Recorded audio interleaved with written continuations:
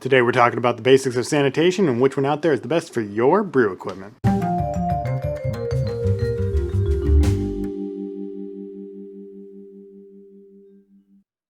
So when it comes to sanitizers, there's really two options out there. There's Star Sans and Iodophor. Now, Star Sans is by far the most popular one in my opinion. It seems to be the most prevalent in the homebrew blogs and all that stuff. But Iodophor is still plenty popular with a lot of homebrewers. So what is the difference of these? So there are quite a few differences between the two. While they are both acid chemicals, they do have a lot of different physical properties. With the Star Sans, you'll notice a bit thicker and it gives you that iconic foam when mixed with water.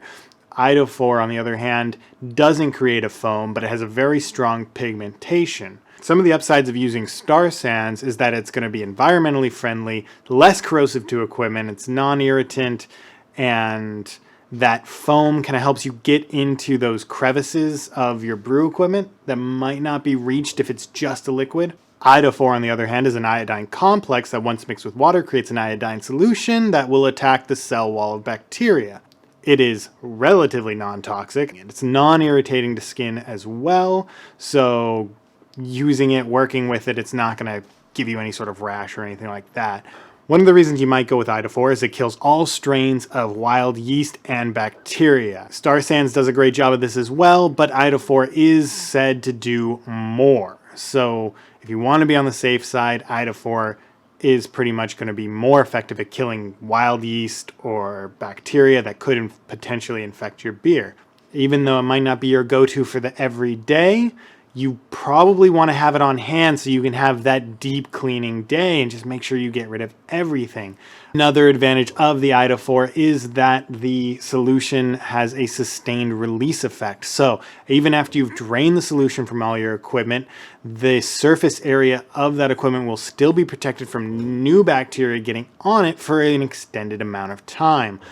This helps in just sanitizing your gear early and then leaving it on the counter. You don't want any sort of new bacteria to fall on there and all of a sudden infect it. But knowing that you've used Iodophor, you can say like, well, something might have gotten on it, but it's going to be okay because the equipment is constantly killing any new bacteria it might be coming into contact with.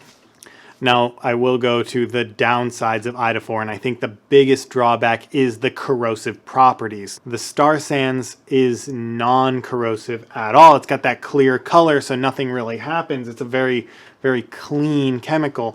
But the Iodophor, you can even see on the label, it's like discolored and everything like that. Just from pouring and using it around the cap, I mean, it's rather gross, honestly. So when it comes to using your plastic white fermenter buckets or any sort of plastic, it will kind of stain in sort of an orangish color. My buckets are stained orange in them, you know, because of the iodine. So that is going to happen, especially with plastic. It's not such a big deal with glass, but when we're talking about like, you know, our plastic fermenter buckets, you do get that rim of orange. And I know that's mainly coming from the iodine. It'll probably also come from fermenting, you know, amber colored beers for a long amount of time. So it's not really something you can avoid, but the iodine is definitely something that's going to attribute to that. Another downside of the Iodophor is that a lot of people have claimed that there's an iodine off flavor when it comes to using it as a sanitizer. Now, for myself, I don't think I've really tasted an iodine off flavor, but I can't really speak to that not being prevalent. Nobody's tasted my beer and said like, oh my God, did you use iodine? And I've used like a lot in the past. I mean, the recommended dosage is like a ½ ounce for 5 gallons, and I've gone to like 2 ounces one time. So nobody's really said anything about like my beers having an iodine off flavor. I can't really identify it myself either. If that is something that bothers you, you're paranoid of, you might want to stay away from it. Only use it again for those deep cleanings. What I've heard some people suggest is that they will sanitize their gear in the Iodophor for the recommended 2 minutes, then take it out and rinse in Star Sans to get rid of the iodine solution on the gear, thus effectively removing that iodine off flavor, but still keeping the sanitary benefits that come with the Iodophor.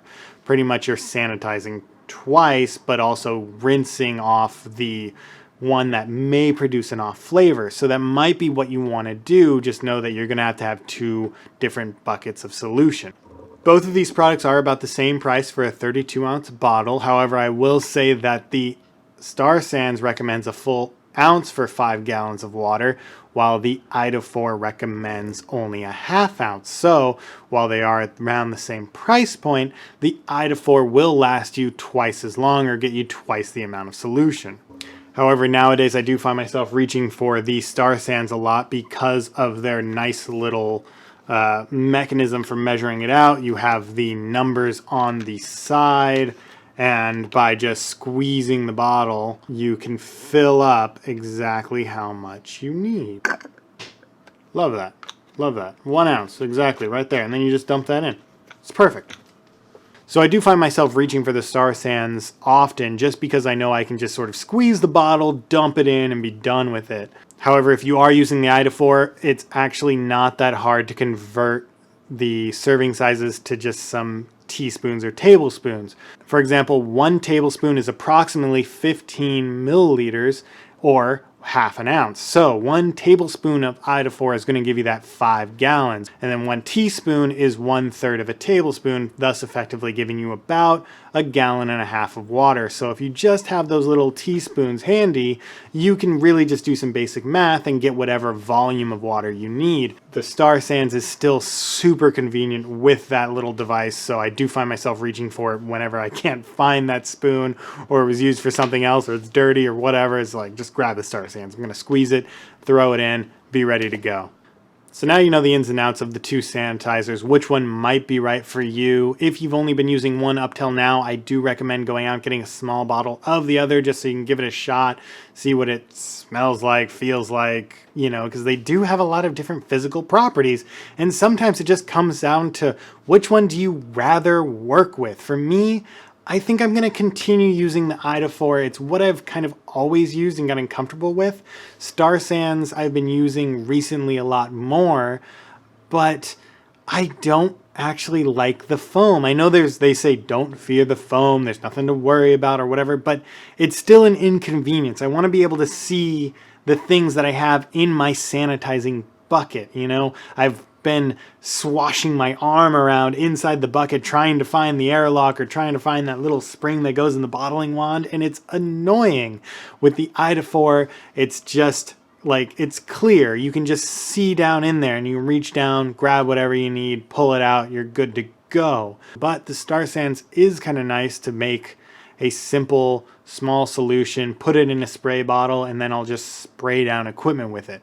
Feel like you get less of that iodine smell in the air, and so far it's worked great for all the equipment. I haven't had any infections yet, luckily, so something must be working. And the other thing I'll mention is that especially if you're a new brewer, you're probably super scared that you're gonna get your beer infected. And while infections do happen, they are something that occurs to every brewer out there.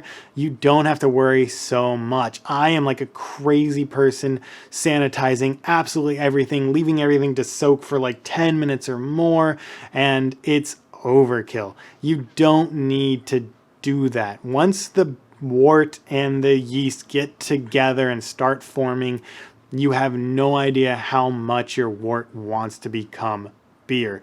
The infections are actually very rare and hard to come by. I've heard stories of people dipping their entire unwashed, unsanitized arm inside their wort because they dropped something, and yet nothing bad happened. So you don't have to be super crazy about it. I've been super crazy about it in the past. You can relax a little bit, put it in a spray bottle, spray down your equipment, soak everything for just 2 minutes, and then go ahead and use it on your beer. You're gonna be okay. All right, guys, that's all I have for you today. If you've experienced anything with these 2 sanitizers that I didn't mention in this video, please leave it down in the comments. I'd love to hear more. But until next time, cheers.